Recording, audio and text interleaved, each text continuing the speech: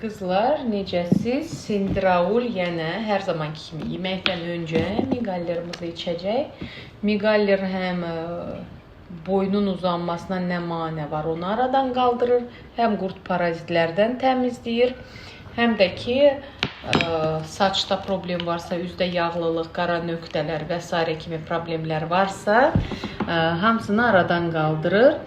Hər gün yeməkdən 15 dəqiqə öncə məsləhətli bir xörək qaşığı gündə bir dəfə vermək.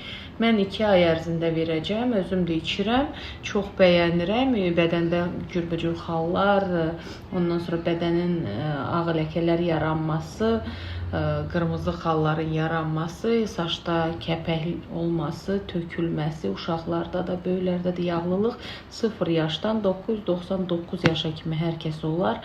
Zəhmət deyilsə sual verməmiş öncə mətni oxuyun, bir də girin səhifəyə baxın. Səhifədə hər şey var.